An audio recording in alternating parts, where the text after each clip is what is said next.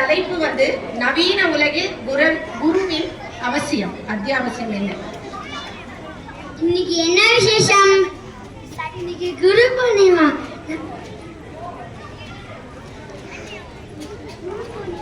வேதராச பூஜை தினத்தை நம்ம கொண்டாட எல்லாரும் இருக்கும். ஆஷாட மாத பௌர்ணமி போன வியாழக்கிழமைதான் குரு பூர்ணிமாவை நம்ம குரு பரம்பரைக்கும் எல்லா குருக்கும் நமஸ்காரம் சொல்றேன்னா. இதுல எனக்கு ஒரு டவுட், நடுவுத்தி கேளு. இப்ப எல்லாம் ChatGPT, YouTube, Google, meta AI இதெல்லாம் இருக்கே, குரு ஆசிரியர்கள் தேவையா? நல்ல கேள்விதான். டெக்னாலஜி வளர்ந்திருக்கலாம், இந்த AI மூலியமா எல்லாம் நம் விரல் நுடியில் இருக்கலாம்.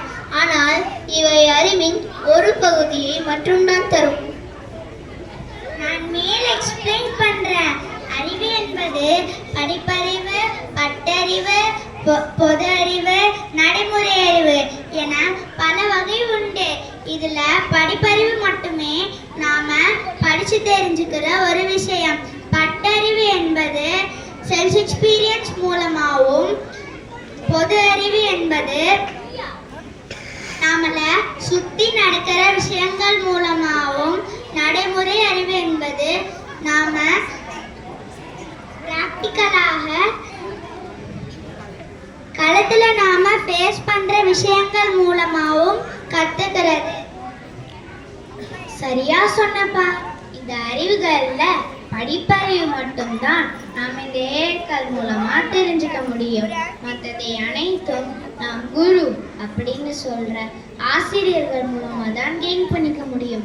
அது academic education, sports, extra curricular activities அப்படின்னு எதுவாக இருந்தாலும், மற்றும் discipline, mental health, character, culture, values, ethics, crisis management இவை அனைத்தும் ஆசானின் பிராக்டிக்கல் கைடன்ஸ் மற்றும் அவர்களின் வாழ்க்கை உதாரணம், அதாவது லிவிங் ஸ்டைலை பார்த்து மட்டுமே வளர்கிறது.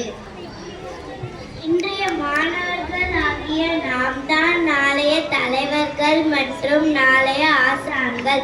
எனவே அதற்கு வேறாக இருப்பது நம்முடைய குரு, ஆசான், டீச்சர்ஸ் உடைய உழைப்பும் திறமையும் அர்ப்பணிப்பும் தான்.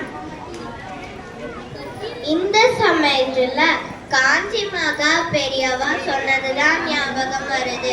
ஆச்சாரியர் வேர்டுக்கு டெஃபினிஷன் என்னன்னா, இவர் தாம் டீச் பண்ணுகிற விஷயங்களை நல்லா ஆராய்ந்து பிறகு அதை மாணவர்களுக்கு டீச் பண்ணுகிறார்களோ அந்த மாணவர்களை அந்தந்த ரூல்ஸ் படி பிராக்டிஸ் பண்ண வைக்கிறார்களோ அது மட்டுமல்ல, தானும் அதன்படி ஃபாலோ பண்ணி நம்ம திருவள்ளுவர் சொன்னது போல நிற்க அதற்கு தக என்று எவர் இருக்கிறாரோ அவர் தான் ஆச்சாரியர் அல்லது ஆசிரியர்.